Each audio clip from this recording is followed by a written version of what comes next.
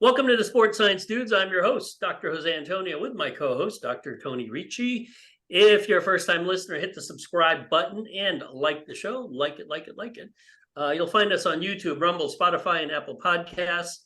Our special guest today is Brandon Harris. He is a performance coach and owner of Premier Fitness Systems in Scottsdale, Arizona, my third favorite state. I think Tony loves it as well. I like hot, so it's hot as hell there. I know that for sure. His career coaching has spanned over 20 years. He's worked with some of the world's top athletes, including the current UFC bantamweight champion, Suga Sean Omalley. So, welcome to the show, sir. How you doing? Yeah, welcome, guys. I really appreciate it. I feel like maybe I need to go get my PhD before I'm qualified to be on the show, though. So you guys might have to give me a couple more years. No way. I know your accomplishments. You're more than qualified. That's why we wanted to have you here. We always say if you have a PhD in life and experience, that counts just as much, if not more. So yeah, and sometimes it's even more expensive. So really. So yeah, just a sort of a brief overview. You know, as you know, I'm a huge MMA fan. I don't work with athletes the way you guys do, the way Tony and you, Brandon, but I love watching the sport. In fact, we are in the middle. You'll appreciate this, Brandon. Tony's the lead author of a very large scientific, you could call it a scientific tome or scientific paper. It's what's called a position stand on training and nutrition for MMA athletes. So we're putting together whatever the scientific literature is, as well as basically practical application, because let's face it, a lot of this is trial and error. It's not pure science. Yeah.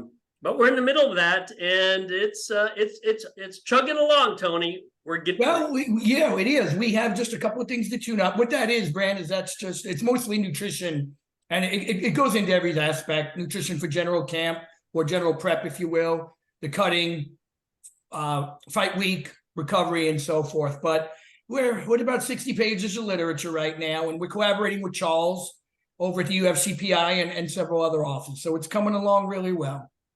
So yeah, that's awesome. We love MMA so much, even the ISSN is in on it, my man. Yeah, right. I love it. Yeah, I love it. Yeah. So Brandon, tell the audience a little bit about how you got to where you are. I know that everyone sort of has a different story or different journey in terms of how you got to working with athletes, the type of athletes you work with. From a physiology standpoint, I find it all fascinating, as well as the mental standpoint. So tell the audience a little bit about that. Yeah, so I was an athlete growing up and initially wanted to play baseball in college, and that didn't end up working out. And instead I was an infielder and then an outfielder. Yeah, so smaller guy, but I was a good player. Grew up in Tucson. Instead took an academic scholarship to ASU and bounced around some different majors and stumbled on kinesiology and just fell in love with it. And from that day on, I've been infatuated with the body and infatuated with human performance, and really grateful and fortunate that my whole career has been rooted in helping people achieve peak performance, helping people grow in really all aspects of their life. So I started as a personal trainer in a big box gym, and that spanned probably almost 10 years, and then opened my own training company, and a few years later opened my own gym. So it's all I've really done professionally, and I love it. Yeah, I love it. I think there's nothing more interesting than humans and human performance. So I feel like I'm just beginning to even scratch the surface of having an understanding, and I still feel 20 years in my career that I'm grateful to be getting up and just, again, so curious. So yeah, here I am today, 20 years later, and somehow I became an OG in the industry, right? I feel like you feel like you wake up one day and you're like, holy cow, man. But yeah, I love it. I really do. Yeah, I have a question in terms of the types of athletes you work with, because and Tony and I see this, somewhat frequently online, that people who don't have the experience you might have or Tony has, they suddenly, I guess, they become self-appointed experts. So you see this avalanche of information from people who they come up with these crazy ideas about how to train someone and whatnot. So how do you, when clients come up to you, how do you separate, they're going to say, hey, I saw someone on Instagram do this exercise. Shouldn't we be doing that? How do you separate that from, I guess, more science-based or more, empirical-based stuff that you might do with athletes? Yeah, I think that's one of the negatives of social media, is that people that have no idea what they need, which is most people, and that's including professional athletes. I think most people are trying to be better. But there's so much information. They're bombarded with information, and social media can amplify that. So the guy or the girl that maybe is capable of doing something really fancy, or they can, lift a lot of weight or do a one-arm pull-up, all of a sudden becomes an expert. Fortunately for me, at this point in my career, people that are seeking my help, that are seeking my knowledge, tend to be people that have a better understanding of what they're looking for and what they want. And I think that's because I do think you attract a certain type of person, and the information that I've been putting out and the information that people I work with have been putting out, I think speaks to a certain audience. But it's difficult. I think it's one of the hurdles that modern humans have to deal with, is what is the right information, or what is the information that we should be seeking out. I think that can be very difficult.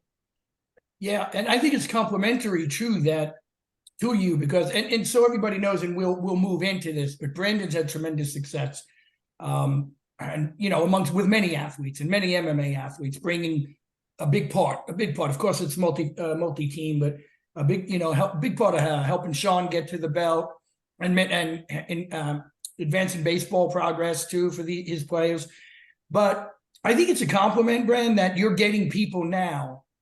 When people come to you who have already a higher level of existing knowledge, that's a compliment, right? Because these are the people that know where to go despite everything else that's out there. And that's a compliment, I think, to your knowledge, your work, and everything you've done. If somebody who has, let's say, I'm throwing out arbitrary numbers because to your point earlier, we never stop learning, but if they have a knowledge base of 40 or 50% of something they may need to know in, strength and conditioning or human performance, and they're coming to you, I think that's a statement to who you are now and the work that you've done. You're getting the people that know they need the extra step, and they know what's real or not. So you've worked to get there. That's not just, it's not luck. It's not just a bunch of people going on Instagram. I think this guy knows a little bit more. They know you know a little bit more. And that's good work, because it is really hard to decipher. And I followed you for a long time too, and knew right away who's doing the good work out there. So good to see a guy who's been working as hard as you, as long as you've worked, 20 years now, every aspect of it, study, the practical application, the incessant study and quest for knowledge. It makes me feel good. I know it makes Joey feel good to see this happen for you, because it's not an easy ride up. It's a long ride up. It's a lot of hours to get there. And you are contending and competing. What is, and I don't like ever putting anyone down, but there's a lot of garbage out there that people have to sift through. So we're going to label that as a compliment, and I think the accolade that you deserve, that those who know are coming to you right now. So good work, my man, on that. Yeah, I appreciate that. Let me ask you this. Before we get into your work with MMA and O'Malley, what other athletes do you work with? So because I'd like to see what your philosophy is in terms of training different kinds of athletes. Yeah, I'm very fortunate again to have. I've had athletes at the highest level of really every sport. So PGA Tour winners, NHL athletes, NFL athletes, MLB athletes. I think we've had everyone in our facility except no soccer and tennis, right? That I can think of. I mean, there are other sports I'm sure I'm missing, but we've had a lot of the top level performers. And as I've progressed in my knowledge and my understanding, what I find fascinating is when you look at that at the top, the converging elements and the converging variables that you see at the top. And I now go directly to the mind. And that to me is at the very top. You have a different belief in self. I think you have a different relationship with fear. I think there are these characteristics that now fascinate me with the guys at the top, or the girls, the athletes at the top. And I really think it comes down to how somebody manages their nervous system, right? We talked about that, their adaptability and their resiliency in that respect, and their belief in themselves. And to me, that's the mind. So yeah, it's been really cool, because now I feel like I'm in this like almost like everyday research project where that's what interests me, is the workings of the mind. And again, I feel like I'm just barely scratching the surface. It's like that the knowing of not knowing. I know just enough to know that I have no idea. Right? That's good. And it fascinates me. It really does. So I'm again really curious about that, and it's a lot of fun to have that opportunity. Well, let's dive into that a little bit more, because I know Tony, you talk quite a bit about that. But just one super quick question to solve one of the most pressing questions in sports science. Yep. The most difficult skill, is it hitting a golf ball or hitting a 100-mile-an-hour fastball, or neither? Yeah, I mean, if those are the options, I'm probably gonna go with baseball just because of the numbers, but they're both extremely hard. From a guy that I can't golf, and if you threw me in there against a 100-mile-an-hour thrower, I'm probably not gonna get a hit, right? So yeah. Well, I know, yeah, Tony and I, you and I always discuss what's harder, boxing or wrestling, and there's not a real answer to it, because all of it is crazy hard. Yeah, I've just always said boxing, just because of the sheer trauma. I mean, taking incessant shots to the head. If you're fighting an opponent who knows how to relocate your liver, put your liver center right to center left, you got edema on the lungs from getting hit. I mean, man, in any sport, I always condemn boxing stuff, Brand, for that reason. In any sport, if you hit somebody in the head, you're either warned, penalized, or ejected. And here we have MMA and boxing, where that is the actual goal of the sport. So I think because of that brings the level of difficulty up to its highest. But that's just a personal opinion. Anyway. Brandon, do you work with runners or cyclists, or what I call the podium sports? You want to place first, second, or third? Amateurs. So weekend warrior, if you will, but say a regular Joe that's just out there to compete and feel good. Yeah. Okay. Not a ton anymore, but we have those athletes in our facility for sure. So what I want to do is segue it to what happens in a race, going back to the mental preparation, and things are won or lost, between the ears. And in a race, typically, and this happens a lot in running, maybe not probably as much in cycling. If you're in a race and someone comes up to you and then passes you, almost always you become dejected. You're like, holy shit, I'm going to lose to this person, even though nothing's really changed other than that person is slightly faster at that time point than you. But it really wrecks a lot of people. So what are your thoughts on that? Yeah, it's that relationship that people have with their self, their mind, the narrative that runs. And I go back to my process, my experience with the meditation practice, with the mindfulness practice, is really about this ability to observe the mind and to see it as a narrative. It's a story that we tell ourselves, that why we do it. I mean, that's complicated.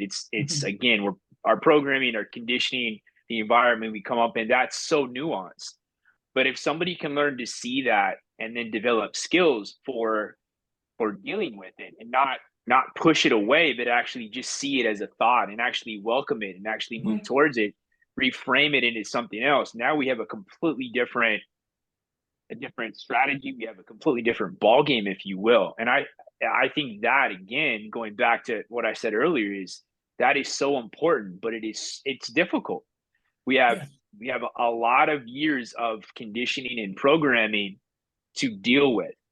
And that's a big piece of how I look at strength conditioning now. Is the gym to me is not just this vehicle for building physical preparation and for building the physical self, but it's a vehicle for working on that as well.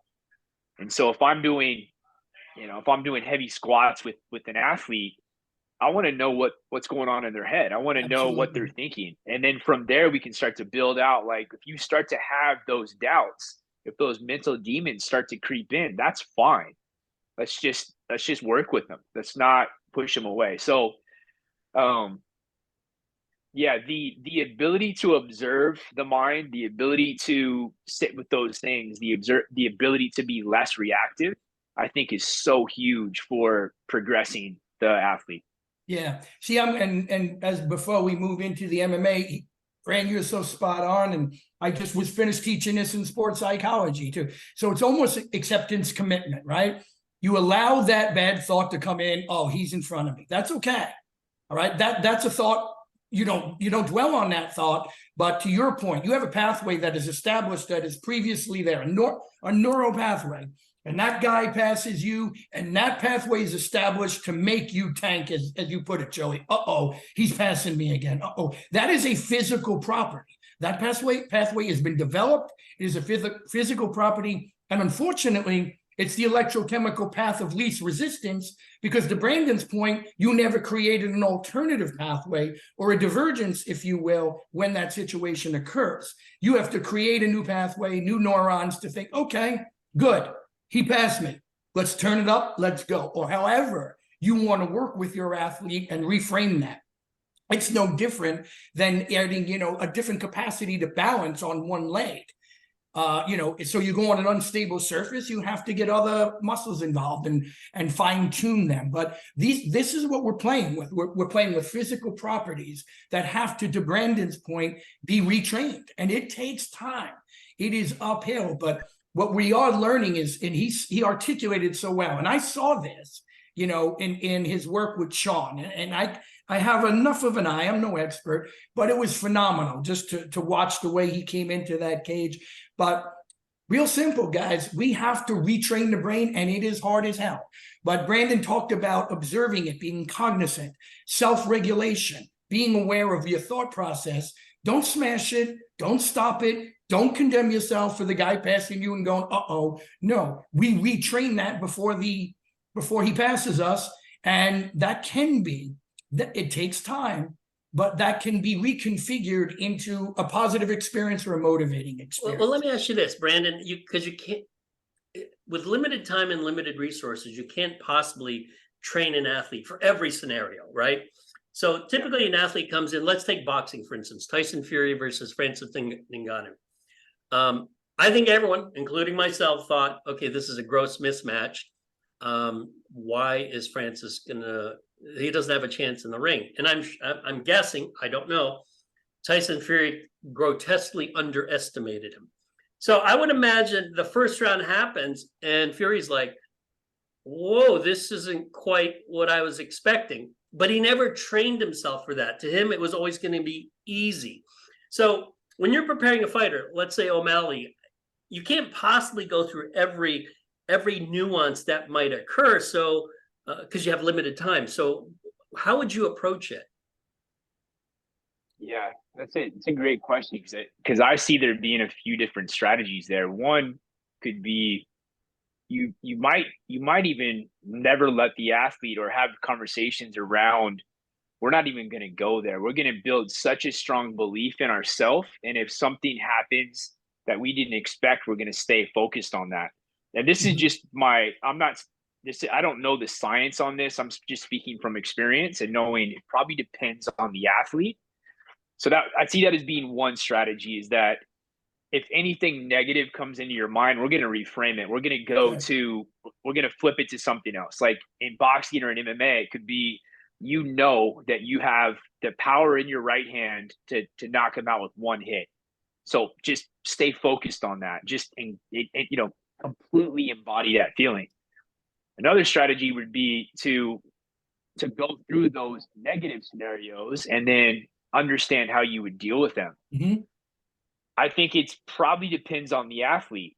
and again, this is just me speaking from experience. I'm sure there is psychology. There's stuff that people actually have your real data on this.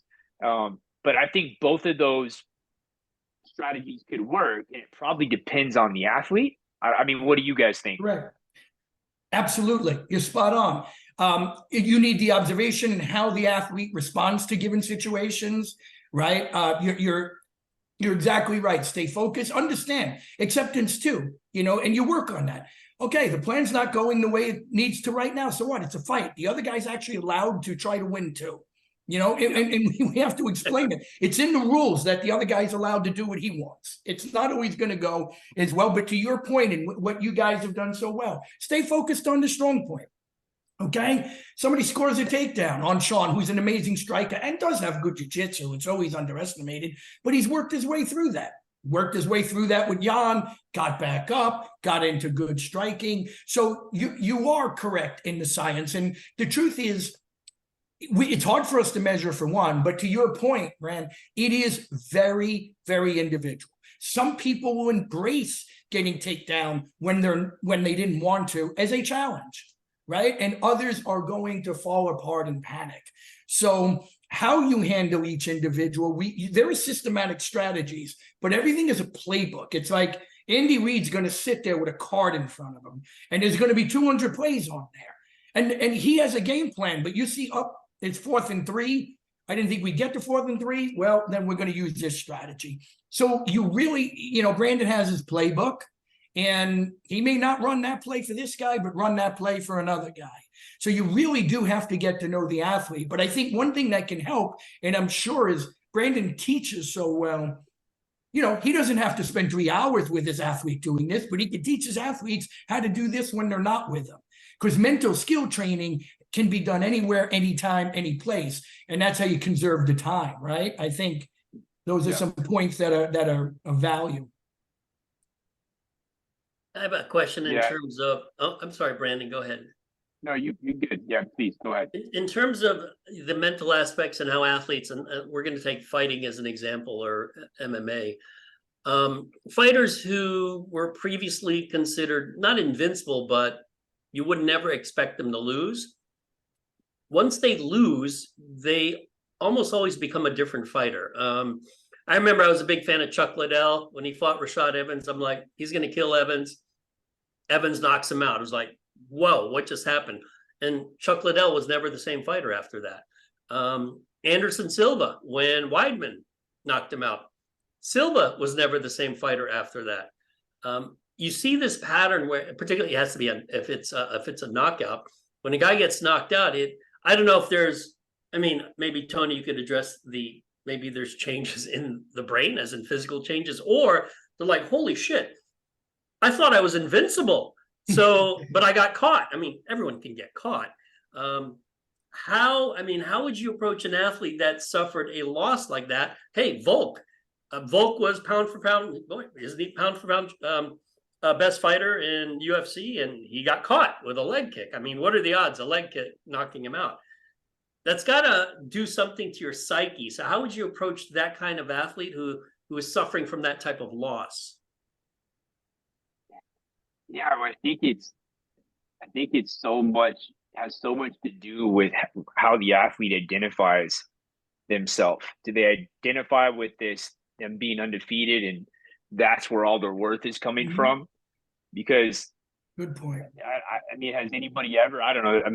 Mayweather didn't lose. Like, you're probably going to take a loss, especially in MMA. And if the athlete understands, like, it's like the Rocky thing, right? Wasn't it Rocky? It's like, it's not you get knocked down, it's you get back up. And it's cliche, but it's true. Like, in life, we grow the most when we struggle. We grow the most when we're confronted with basically being knocked down. And if the athlete understands that, and they view themselves as a martial artist that's really about self-discovery, self-mastery, self-growth, then that knockdown can be an opportunity to get better. And that, to me, is something that you want to install in the athlete early on. Great point. Right? So it's do they do they only carry themselves with this confidence because they're undefeated? Or do they carry themselves with that confidence because they know who they are and they know how hard they work and they know that if they get knocked down, they'll get back up and they'll grow and they'll get better? That's really important, and that's one of the things that I love about Sugar is really early on in our relationship, we'd be talking about this stuff, and this is actually, I'm pretty sure this is when he was dealing with the suspension, and he said to me, as long as I can look back and I don't regret anything I did, and I know I'm giving it my all to be the best version of myself, I'll be good. And I was like, this kid's got it. Yep. It's not about, yes, it's about being a world champion. And yes, it's about making money. And yes, all of these things, like, these matter. But at the root, at the core of his being, I believe he's pursuing mastery. And that to me is a beautiful thing that you don't always see in athletes. And I do think it can be taught and I think it can be cultivated, but it's tricky. So that's kind of how I look at that. Yeah, that's brilliant. It really is, because it's athlete identity. And one of the things you try to do in sports psychology is exactly what you said, Bran, right? Build a resume. Who am I? What am I? Why am I that? Yes, I want to be world champ, but I'm also A, B, C, D, and E because I'm trying to be world champ. And then when that tough shot comes, you got A, B, C, D, and E to fall back on. Get back up and go try to be world champ again. You're absolutely right. And that's spot on. I think, Joey, part of it is that the athlete that was undefeated may take an identity hit. And it could be the Bannister effect, too, that once an athlete loses, everybody else thinks they can beat him. And that is part of the sport. I mean, right? They've done this in studies where the people perform better subsequent to watching a guy on film that lost as opposed to watching a guy on film they're going to fight that won. But I love that concept because sport, Brandon said it best. He's a martial artist. Sean's a martial artist. If you're going to be a martial artist, you are becoming so much more. Doesn't mean you don't want the belt. It means that you are becoming so many different things to get that belt. And you can fall back on them when you do trip up. And that's what you try to do in sports psychology is broaden that identity, build on it, but it can't be one single facet. I'm great at this. That's all I am. Otherwise, you ain't coming back, as Brand said. Yeah, great points, Brandon. That's spot on, man. Although you might say, in sports in general, like our friend Julius Thomas, a lot of NFL football players, their entire identity is that's right. And once they retire, they're lost. They don't know what to do because that was their entire persona. Now, obviously, MMA is different than the NFL. Because it's an individual sport versus a team sport. So yeah, there's some interesting things going on. Like you say, I like calling it, like you say, the Bannister effect. Hey, I broke the 4-minute mile, and everyone's like, whoa, I guess I could run a sub 4-minute mile now. So it's kind of interesting how that works. Brandon, tell us a little bit about your philosophy in training Omalley. I know, Tony's talked to me about, some of the work he's done with some of the fighters. I do a lot of research at the Institute of Human Performance where Juan Carlos Santana is. He trains Gilbert Burns there. And everyone has their own sort of interesting philosophy about, how much cardio should they do? What kind of cardio should they do? In terms of lifting weights, do you keep it simple, improve general strength and power? Or do you try to do what some people call sort of sports-specific type movements? What are your thoughts on that? Yeah, I try to look at the human first. I really believe that these guys are so different. And as a strength coach, I think we can run into problems when we bucket, say everybody that's an MMA fighter is an MMA fighter. Right. So when you look at, let's say Sugar versus Gilbert Burns, and I've never worked with Gilbert Burns. I met him. He's an awesome guy.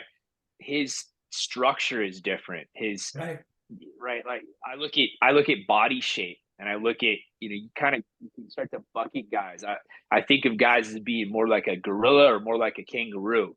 And then you think of the qualities, and you start to be able to see these qualities that guys have that dictate what they need in the gym. So Sean is a very rotational guy. He's not going to manage force He's not going to control force well in the gym. He needs to do that. But I believe if you give him too much of that, it might take away from what he does innately well.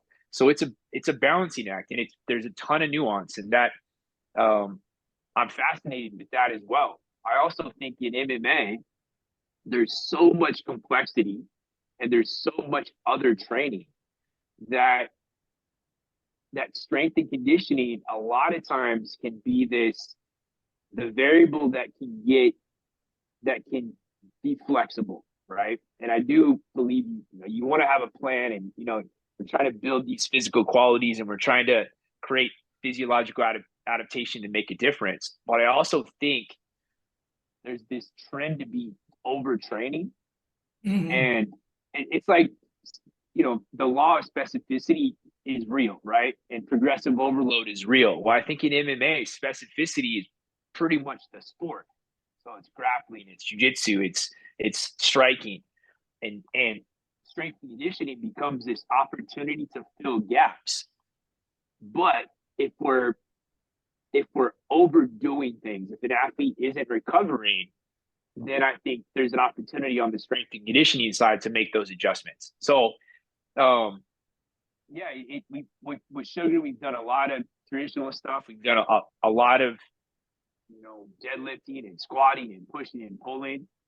But I think one of the things that we've done well is being flexible and understand everything else that he's going through and being able to Yes. pull back when needed. So yeah, and it's you guys, I mean, I think about this all the time. It keeps me up at night, right? It's like, especially with him, I care about him so much, and it's like, am I doing the best? Am I doing, we won a world championship. It worked. Like, obviously it seems like what we're doing is working, but I'm still always trying to perfect it and be even better. So, yeah.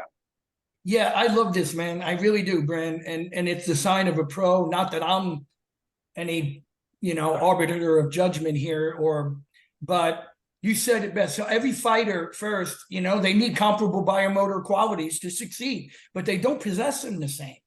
There are different species in that cage. This is not, there are different species on an NFL football field, but there's a prototype for wide receiver. There's a prototype for offensive lineman, a prototype for running back. Generally, there's variation. There's no prototype in the ultimate MMA fighter. And you have Suga, you have Sean, at his height, fighting as a bantam, and then you can have a guy 5'5" who's a complete fire hydrant fighting. They have a host of they approach things differently. Psychologically, they approach things differently. They have won fights, lost fights in a different capacity. They have different recovery capacities, probably because of different amounts of muscle tissue, different fiber types, right? So we can't have a standardized playbook, because Sean may have 9 strong qualities out of 10 or 8 out of 10, and you want to strengthen those 2, whereas somebody else who's in the same weight class has 6 different qualities in which they excel and need maybe 4 more that Sean has, right? So I couldn't agree with you more. The only time those standardized programs work is if you're forced to, and unfortunately some coaches are, and I credit them. If you've got 10 guys and you have no option, you got to train them all at once. You have to have a pretty good system, because you can't have those individual, you can't address those individual qualities. But it's really great to hear you say that, because people believe in their systems. They don't, again, it's a playbook.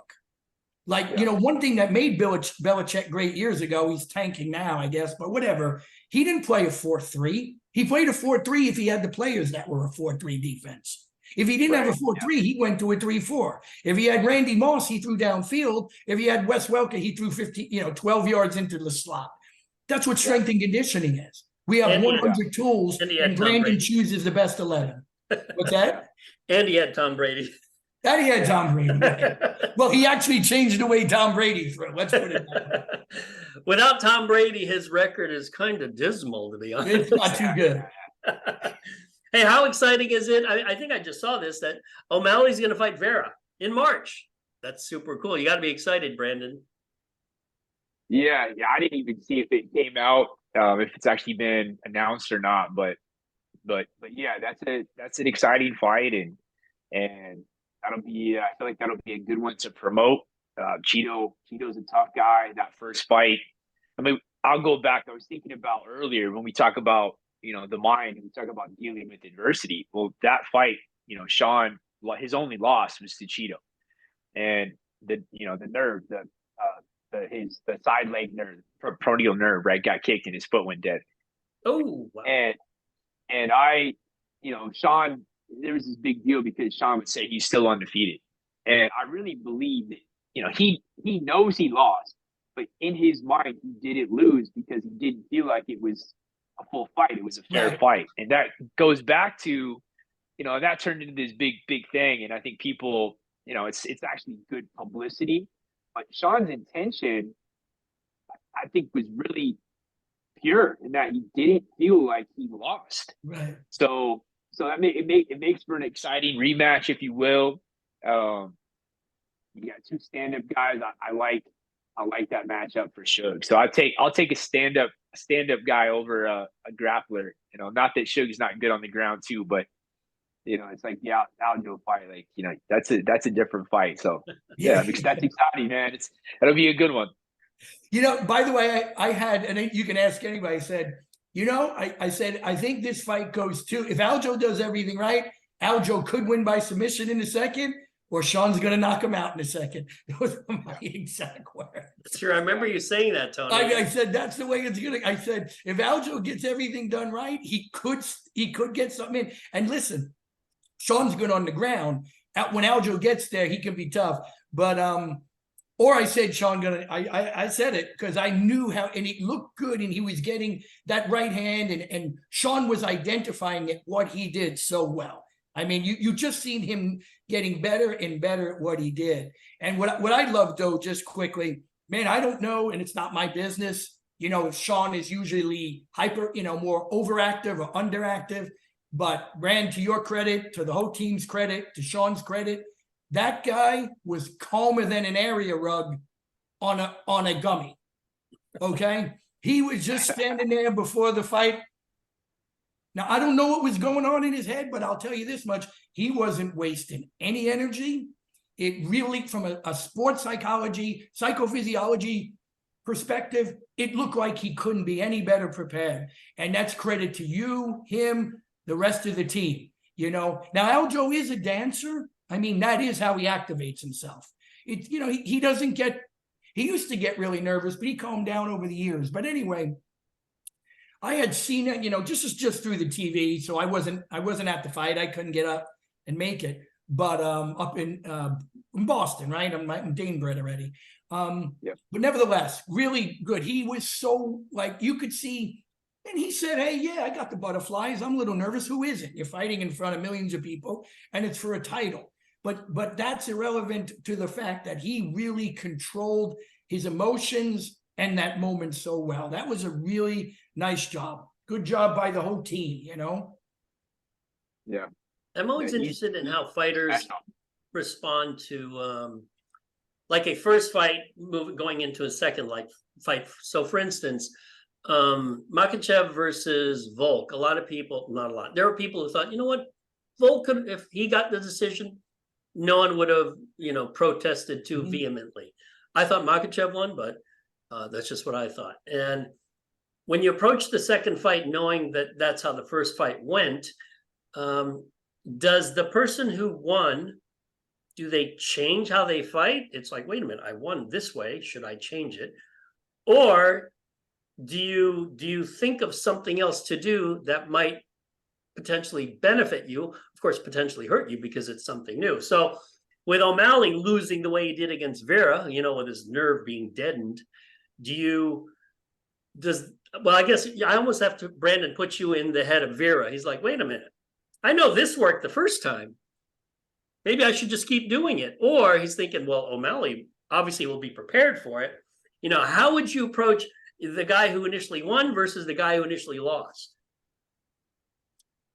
Yeah, it's a good question. I think again, it probably depends on the individual. It depends on the camp. It depends on the coaches. I could see it going both ways. I think with someone like Sugar, that is so good standing, to me, it's like you keep doing what you do well, and you do your best to avoid the scenarios that the other guy is likely to excel in. So I imagine Vera's going to probably try to kick his leg again, and Sean has made a ton of adjustments in his preparation and his fighting since then. So I don't really see that being an issue. I don't know I mean, you would think that would happen more, but I can only think of 3 or 4 times I remember it happening. So the odds of it happening with the amount of leg kicks, I mean, legs get chopped down, right? And that's a huge weapon.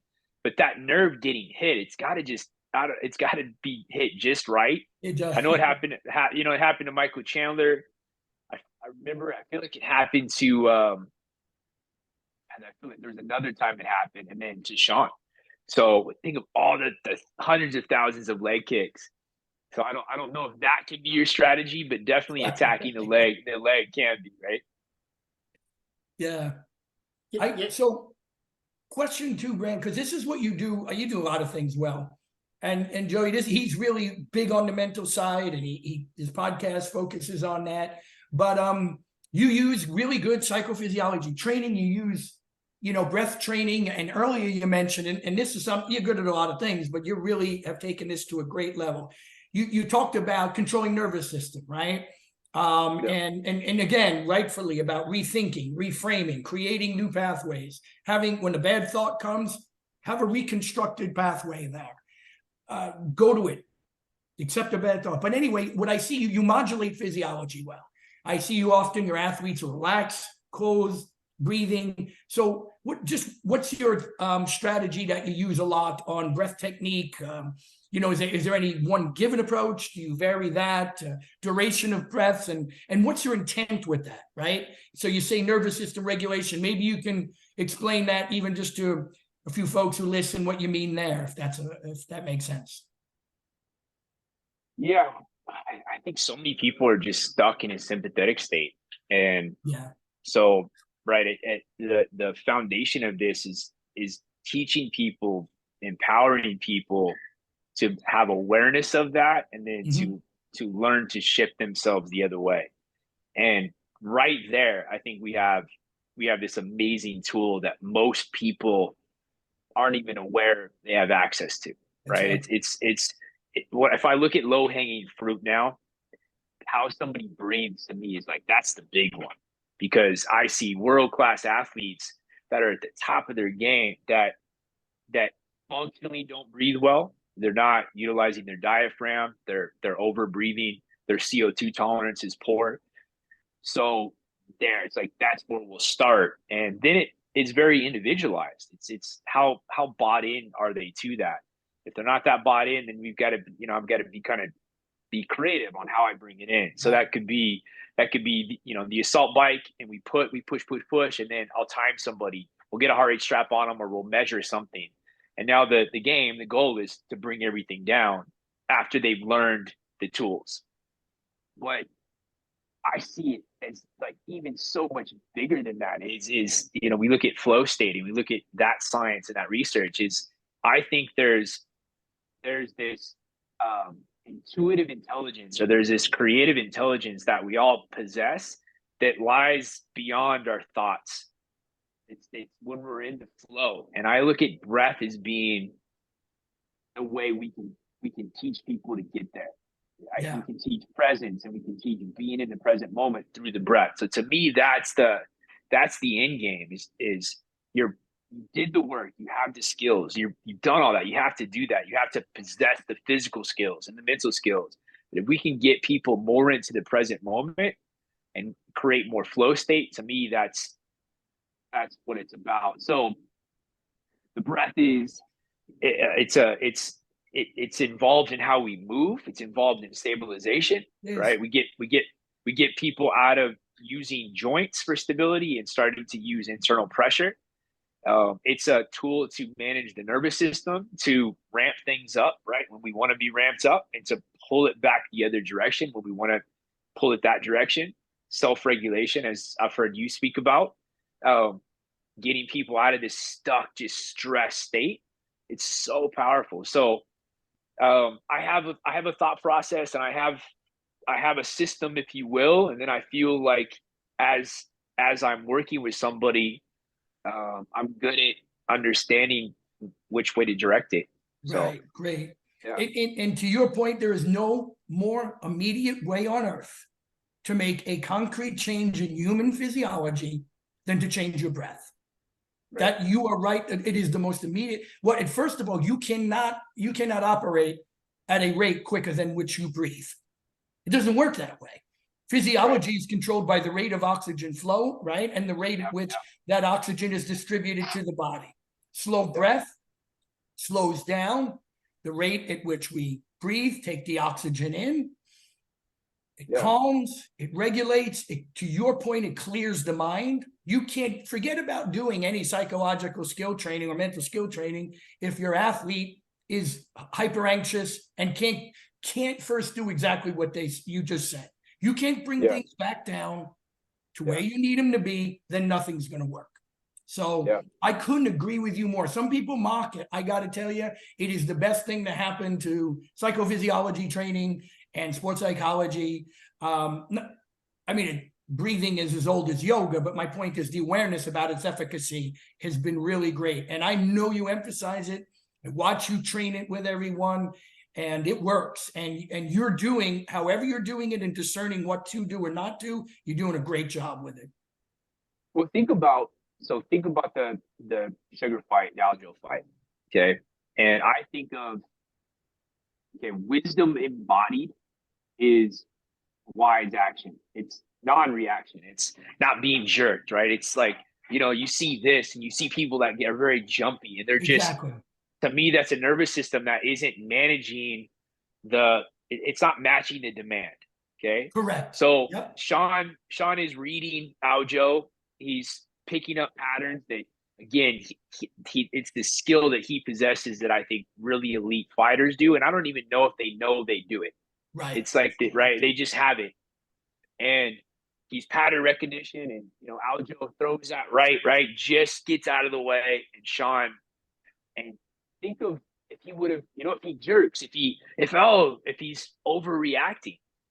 And it, to me, that's something that you can pick up in people that aren't doing it well, and you can start to implement strategies to teach them to be better at it, because there are good fighters that are that they're just wired different. And I just think that if you can get a little bit better at it, maybe that little bit better is what makes the difference between somebody being at the top and never quite getting there and maybe becoming a world champion. I mean, and in MMA, like, you can do everything right and still get caught.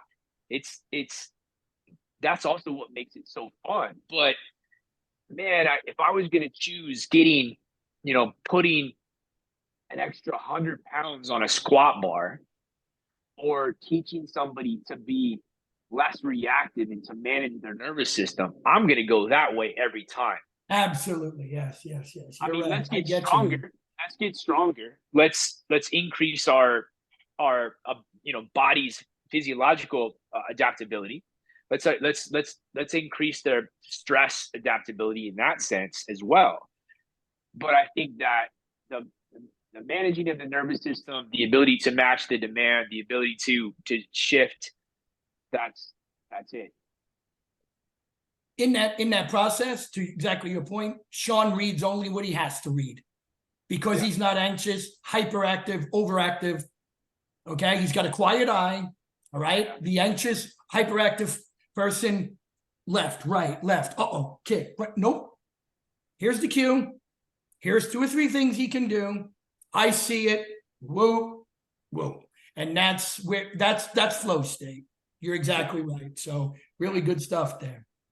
Yeah, you know what that reminds me of is when Justin Gaethje started fighting initially, he was a wild man. Yeah. He would just come out and swing. And I noticed as his career progressed, he started to learn how to control himself. And I think Bruce Lee called it something to the effect of, fighting is about controlled anger. You don't want to just lose your mind and go crazy in the ring, because you'll get caught or you'll make a mistake. So the idea of controlled anger or achieving some sort of flow state, it's interesting because some athletes, it takes a while to develop. Others, I guess they're just good at it. I mean, it is very interesting. Yeah, I think it looks different in every person, but That's a good point. The more you pay attention to it, it's like you have an eye for it. You notice it in Sean. It doesn't, like you and I talked about this. It doesn't have to look like Sean. It doesn't. But it's I think it's an authenticity of self, which is that's dealing with the self-talk and the narrative and pursuing this path of growth. I think that's a very valuable pursuit for all of us as humans, as athletes, is like really trying to, who are we? I think that's a never-ending process. And then it's don't waste energy, right? You could think of it purely as from an energy perspective. If you're reacting to everything, you're wasting energy that's being pulled away from your task, which is, put your fist on somebody's chin. Right. So I think it's learning how to match the demand and conserve energy, both mentally and physically, with that kind of work.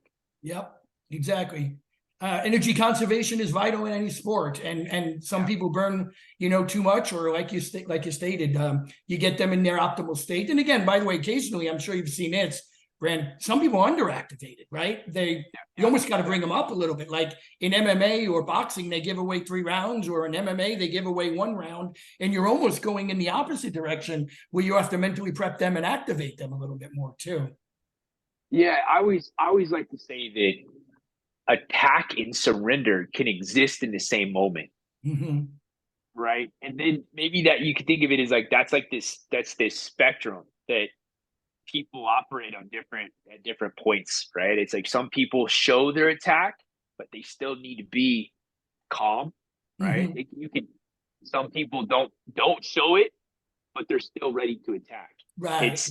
You can see it in the individual, but in a sport like MMA, or really in any sport, someone needs to be able to attack, but also have presence and have stillness. They can coexist. They can be happening at the same time. It just looks different depending on the athlete. Yeah, that's cool. Good stuff. Well, Brandon, want to be respectful of your time. We need to wrap up. Tony, do you have any final comments or thoughts for Brandon?